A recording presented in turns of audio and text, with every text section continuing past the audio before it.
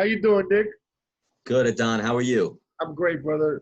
So we just wanted to take a quick second to anybody that's viewing this, and we wanted to go over a quick synopsis of what it looks like to submit a commission through command and Right? by not using the green sheet whatsoever. Correct, Nick? Correct. Yep, that's Right, exactly beautiful. what we're going to do.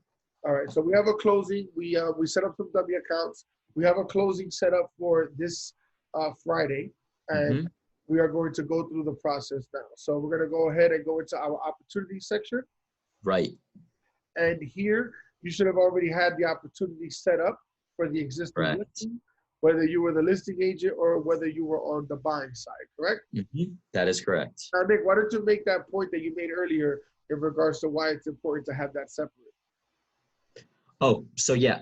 Um, so ultimately, once you have like the contact in the system and you've created an opportunity under that contact, um, there's technically supposed to be a separation between which sides you do in a deal, like which sides you represent. So if you do both sides of a transaction, you should in theory have two separate opportunities.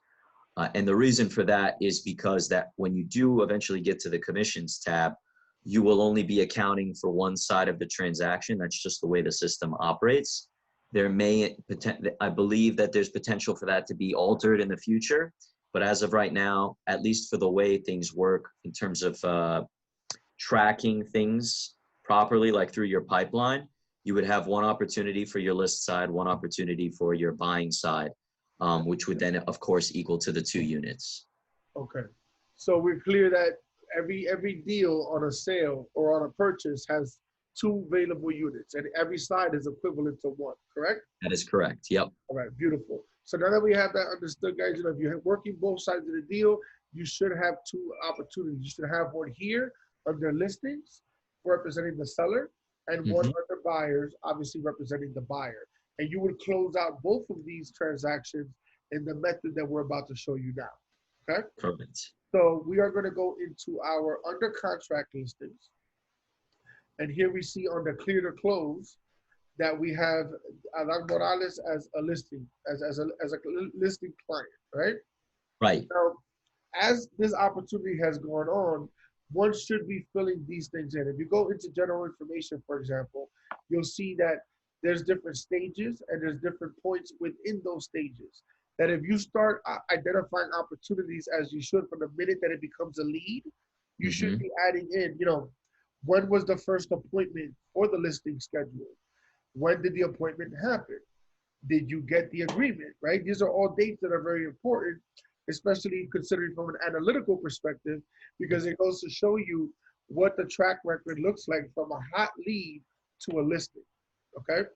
Hmm. Now that this deal is obviously further along the process, if you'll notice that we are in the under contract phase, right? If you see here, there's a cultivate, which is where you would be when you're first establishing the appointments. Here you have an active, which is post listing agreement. I'm sorry, and then the appointments here, I do apologize. And then you have the under contract. So once it's under contract, you want to make sure that you're updating this and entering in the contract date. And now we're at the final stages where you'll see that we're at the clear to close. So if you see under contract, there's literally like 6 subsections. So when you get the inspections, when the money's been put in escrow, when the appraisal has been completed, when the financing, basically when you've gotten your commitment letter, if it's a condo or co-op, if there's a board interview, and then finally when you're clear to close, okay? So that just goes to show you that's only under contract. If I go into appointment, active, or cultivate, you'll see a lot more options, okay? So this is all good. So we can cancel out of this because it's already been done. Now we're gonna go into the offers, correct, Nick? Just before we jump into the offers thing, I'm Sure. gonna recommend going back very quickly to details. Uh-huh. And you have already completed it, but just for reference to everyone, make sure that you have edited the field for the property itself and actually gone in and searched for the property address and put it into the opportunity so that it links like for like, because Yep, that will then enable you to actually get to the final stages of what we're going to show you. exactly. Beautiful. That was a very good point. Thank you, Nick. You're And welcome. also, how important is it, Nick, for us to have completed the seller's worksheet, which delineates the buyer's commission, the buyer's agent commission versus the seller's agent? Is that required? So it is not technically a requirement in order for you to submit the commissions tab to the MCA so that they can process. But I would argue that if you do want to complete, like as we are seeing with Command as a whole, like it's all about tracking things. So if you want to be able to track things from start to finish accurately, you're going to want to account for things like that so that you could say, okay, according to my listing agreement, I'm getting like the 5%, but there is another buyer's agent, so they're due the 2.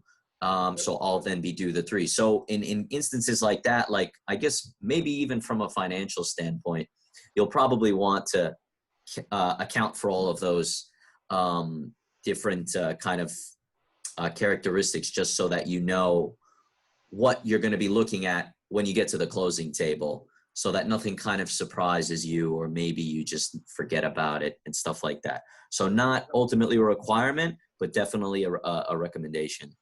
And that all goes back again to the analytics, right? Because the more of this information that you're submitting into Command, the more that Command is going to help you understand what your Right. business is doing and what it will be doing, right? When Command starts giving you projections on what it thinks you might make versus probable income versus possible income, you're not going to get those statistics unless you're filling this information in from the Most get-go. definitely. So not just when you're going to close, but from when, like I said, that opportunity comes to fruition. The moment that person is identified as a lead, they should be in your opportunities. Okay. Right. So that being said, we're gonna move ahead. We have the documents, right? So obviously, this is Mm-hmm. the area where Nick is going to be looking at, to make sure that all the proper documentation has been submitted. Compliance. Yep. Exactly. So, in regards to this, Nick, if this is not in order, I can still submit my commission. I just gonna have to do a little back and forth with you, making sure that everything is in compliance before I get paid. Correct? That is correct. Yep. So even if you like, same goes for the green sheet or what we would have been talking about, maybe a couple of months ago.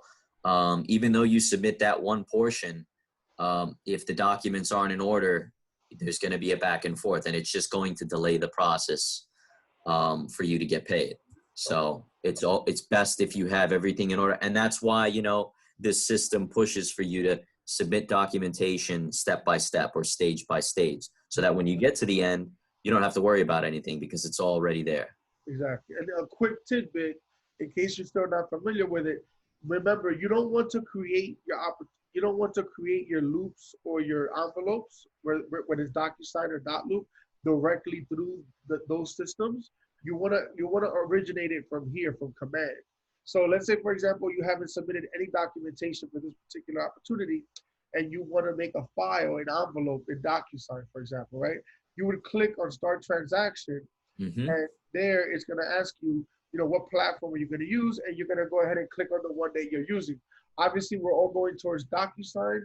I had made a statement in the last meeting about the privacy policies with Dotloop, where they're Mm-hmm. not going to be sharing information with Zillow, which is actually the owner of Dotloop. So anyway, as long as I just wanted to add that in, since we were Yep. already on No, this, that's a good point to make. yeah, Especially with the circumstances that we're facing as an industry, something like DocuSign is definitely going to be a lot more practical for people, especially your clients. So it's always good to note that you can ultimately have a room that is in sync with this opportunity, and that'll enable you to just pull in documents, get them signed, and have them right here, so all in that one when you click. get Yep. Yep, exactly. And then all in one click, it's extremely convenient, I would argue. It's the Um, communication. If you start yeah, the transaction on Command, there will be a constant communication. So even if after that point you were to manually submit a document to DocuSign directly, because hmm there's already a connection between that envelope and this opportunity, it will automatically update itself. The, right, the biggest point is just the origination factor has to come from within Command. Okay? right. Yep, that's the best way to go about it. Okay. All right. So that covers that, guys. So now we're going to go ahead. Now, every time that you're getting an offer, right? So I have this listing. And every time I get an offer, I should be submitting that to my offers tab. Okay. What that does is, one, it lets you have a credible, legitimate view of everything that's been coming in and out. If there's Hmm. ever a question from the seller, oh, show me all the offers or when they came in, anything like that, it's all going to be documented for you. And it also gives you a great opportunity where you can actually create a URL from all the different offers you have and send that directly to the seller anytime that there's any update. You can add notes about what you think about the offer, what you think is strong and what is not about it. And it's a great way to communicate electronically with your client, at least from the listing perspective. So just to keep it simple, guys, I know I'm going into kind of tangents here and there, but bottom line is this is what you need to do when you're going to submit a commission, right? So the first thing that you need to do is you have to have an offer accepted. So Nick, I'm just gonna click accept, right? Yep, that's right. That as long as that's the offer that you guys went through with, yep, you hit accept on it. Okay. So now you notice that the commissions tab has opened up for you, okay? Because now I have an accepted offer. So all I'm simply doing is clicking on commissions. Mm-hmm.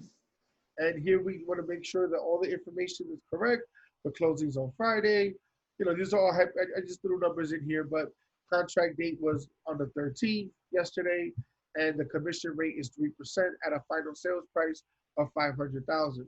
And here you'll see a breakdown of what that would look like after your brokerage were to take their percentage and what you're going to be walking away with as an individual in terms of GCI. Okay. Correct. So now that all of this is in, all I simply have to do is click submit. Mm-hmm. I want to donate $10 on this deal. You don't have to if you don't want to. You can put other amounts. I'm going to apply. And now even that $10 donation is taken into consideration. And I see my final walk away. And it says Right. here, your commission is under review by your MCA. So Nick, that seemed pretty simple to me. Yeah. What Oh are your yeah. thoughts on that? Yeah, so it's pretty straightforward. As long as you have made sure that your details information and your offers information is accurate, it will pull that information straight to the commissions tab. And as you can see here, Adon didn't even have to make one adjustment to it. If for whatever reason there was an error, it would actually give you a notice up at the top, kind of Similar like. to what we saw on Grease Sheets almost. Yes, exactly, precisely. Yes, when you would submit an inaccurate green sheet or an incomplete green sheet, you would get a notice at the top in big red letters telling you that something was out of order, and then you would have to redo it before you submit it. The same thing applies here. The only other things to account for is if you you'll see it also gives you a breakdown under the agent of what you're contributing to Company Dollar and what's and so on and so forth. You'll see that right there, the royalties. One thing to note as well is if you co-broked on this, let's say, Martin, who's on your team, was also involved in this transaction on the list side, you could actually account for that. And you would make an adjustment to the unit amounts from 1 to 0.5. But when you do that, you also have to make the adjustment to the commission, of course. And then it'll give you an error saying that, the total commission amount is not being accounted for. The reason for that being that you've only accounted for half of it. So then when you scroll down, there'll be a plus sign with a circle around it, and it'll say the words add agent. Exactly. And from there, you can go ahead and search for the other agent that's co-broking with you, and you can add them and just make the slight adjustment to the unit amount and the commission amount equaling the total amount, the gross amount that you will be receiving, and then it'll let you submit it as well. One other thing as well is you'll see, Adon, if you could scroll up just a little bit for me. Well, yeah, you'll see it right there. So it says add another agent. That's obviously not a possibility right now, but it would have been. And then there's the co-broker payment. That option is reserved for referrals. So you would click on that and submit referral information if that did apply. Exactly. And that's pretty much it. And then you could hit submit. I'll be able to see everything I need to and get you paid.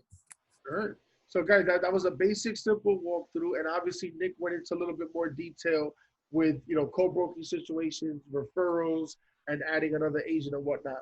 So definitely, walk Mhm. before you run. But if we could all at least have these basics down, and the goal of this, tutorial is that it's going to come to a point in the near future where green sheets are no longer going to become an option.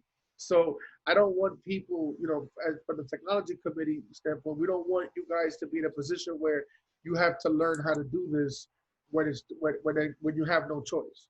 This is giving you an Right. opportunity to learn how to play with the system a little bit more. So when it does come time to get paid, which I mean that's what we're all here for, we know how to do it. So Exactly. I can't keep it any simpler than that, right? So No, definitely not. so so Nick, I want to thank you, very much for your time today, You're and very welcome. I hope that everybody finds this tutorial informative. All right, thank you very much. Thanks for And having have me a as well, great day. Don, and definitely let us know if you have any questions. We're here to help, but this should be enough to get you to where you need to be, so that when green sheets go away, you're up to pace with everything and good to go.